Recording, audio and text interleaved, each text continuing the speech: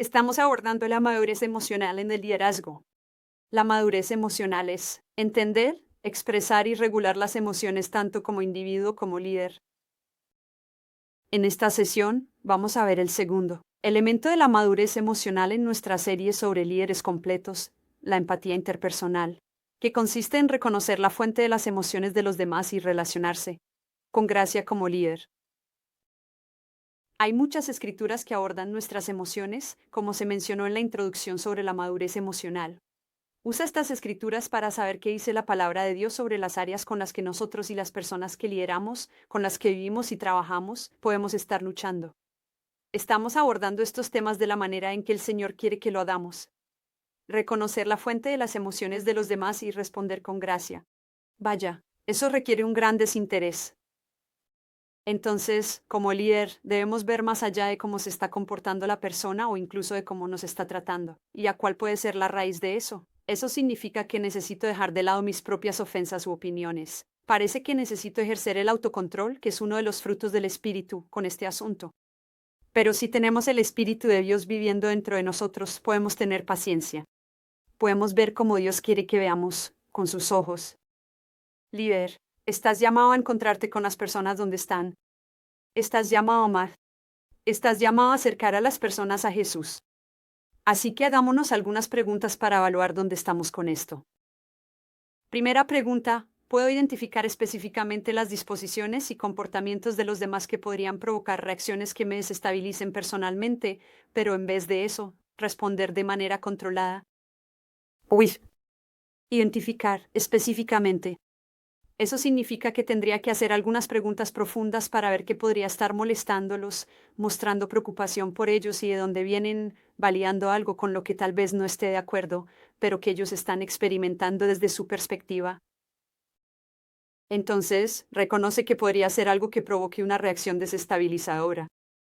Así que también tendría que conocerme a mí mismo y qué es lo que me desencadena o me molesta.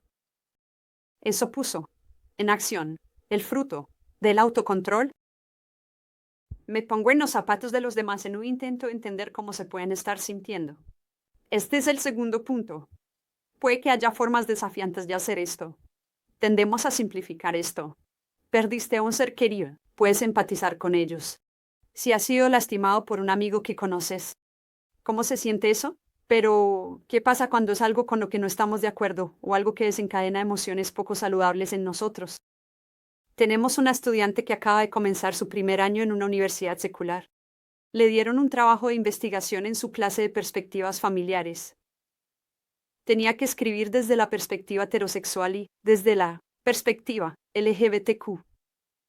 Ella se sentía incómoda al intentar entender cómo abordar esto, pero yo lo vi como una experiencia increíble para ella. Y es un ejercicio para ver las cosas desde la perspectiva de otra persona. Ella no tiene que estar de acuerdo con eso, pero necesita saber por qué la gente piensa y siente de la manera en que lo hace.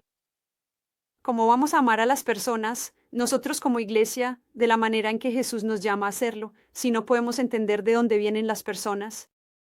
Pienso en la historia de la mujer que fue sorprendida en el acto de adulterio, o la mujer samaritana en el pozo. ¿Qué sabiduría tan asombrosa usó Jesús para conocer la perspectiva de estas mujeres y amarlas donde están?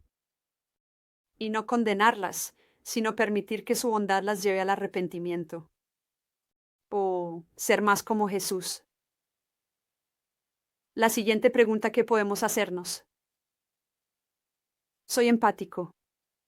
¿Y que puedo reconocer las emociones subyacentes que impulsan el comportamiento de los demás y responder con gracia, sin importar sí, el daño que me causaron? ¿Y qué pasa cuando estos comportamientos se enfocan en nosotros, los líderes? ¿Cómo se atreve un congregante a decirme lo que debería estar haciendo? ¿O cuando esperan que despejemos nuestra agenda porque tienen algo realmente importante de que hablarnos?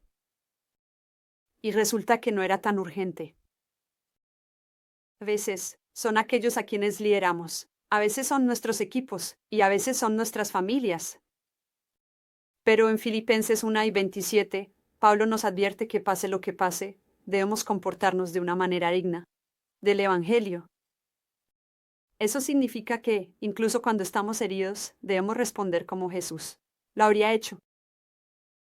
La siguiente pregunta, ¿me detengo o desacelero cuando reconozco que estoy teniendo una reacción emocional desproporcionada en respuesta a las acciones o actitudes de los demás? Aquí hay un concepto importante que recordar en cada relación. Cuando estamos heridos o confrontados, o tenemos que lidiar con una situación que puede traer conflicto, asegúrate de responder, no, reaccionar. Cuando reaccionamos, estamos dando una respuesta instantánea sin pensar en ello o sin tener una respuesta adecuada a lo que pudo haber ocurrido. En lugar de eso, debemos detenernos, darle un poco de espacio y responder. De esta manera, estamos siendo rápidos para escuchar, lentos para hablar y lentos para enojarnos. Y el siguiente punto es, pido disculpas. Y solicito perdón de manera pronta después de expresar una emoción que fue hiriente para los demás. De manera pronta, sin dudar. Esto es importante en cualquier relación. Primero que todo, el Evangelio se basa en el fundamento de la reconciliación. Jesús reconcilió al hombre con Dios. Debemos modelar esto en cada área de nuestras vidas, empezando por la familia y luego con aquellos a quienes lideramos. Pero un área que nos preocupa especialmente es con nuestro personal y nuestros compañeros de equipo. Debemos estar en unidad y debemos estar dispuestos a humillarnos a nosotros mismos, antes que a aquellos a quienes lideramos. Efesios 4:2 dice, sé con toda humildad y mansedumbre, soportándoos pacientes unos a otros en amor. Una cosa que aprendemos en Celebrity Cabaret, al cual recomiendo encarecidamente que todos asistan al menos un año, incluso ustedes, pastores, el principio 6 dice esto, evaluar todas mis relaciones, ofrecer perdón a quienes me han lastimado y enmendar el daño que he hecho a otros. Ahora, tendemos a esperar una respuesta positiva cuando ofrecemos nuestro perdón o hacemos las paces, pero no podemos controlar la respuesta de la otra persona a nuestra oferta de perdón o de hacer las paces. Así que no importa cómo responda la persona, habremos hecho la parte que Dios nos pidió sin esperar nada a cambio. Estamos siendo obedientes a nuestro Salvador al humillarnos y hacer las paces. No estamos buscando la aceptación o aprobación de la otra persona. La pelota ahora está en su cancha. El Sermón del Monte dice, bienaventurados los pacificadores. Sé un pacificador con todas las personas. Y el último punto es, priorizo el bienestar emocional de mi equipo por encima del cumplimiento de tareas. Pastor, líder, miembro del equipo, de nuevo, esté dispuesto a ver una situación desde la perspectiva de otra persona. Estaba leyendo un artículo en la revista Influence sobre liderazgo, y hice esto. La distancia es una de las mayores barreras para un liderazgo exitoso. Pregúntate a ti mismo, aquellos que lideras, ¿sabes con qué están luchando? ¿Haces preguntas sinceras sobre su bienestar? ¿O toda la conversación se trata solo de tareas? Quizás hay una razón de la que necesitas estar al tanto o ser solidario. A veces llegan tarde. Quizás tengan algunas heridas profundas que están afectando ciertas áreas de trabajo o ministerio. ¿Qué si te tomas el tiempo de escuchar? Quizás podrían superarlas, con sus oraciones y apoyo. Aquí hay una cita de ese artículo. Los estudios longitudinales de CEOs exitosos revelan que el mayor predictor del éxito profesional de esa persona fue la relación que tuvieron con su primer supervisor.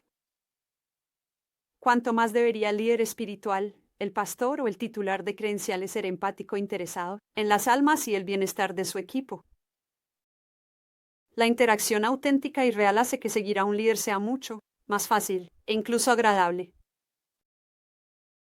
Bueno, no hay mejor manera de resumir esta sesión que la afirmación que se repitió una y otra vez mientras Jesús se movía durante su tiempo en el ministerio. Él fue movido por la compasión. La compasión en él lo movió a amar, como amó, a escuchar como escuchó y a morir a sí mismo como lo hizo. Ser como Jesús, ser como Jesús. Todo lo que pido es ser como Él.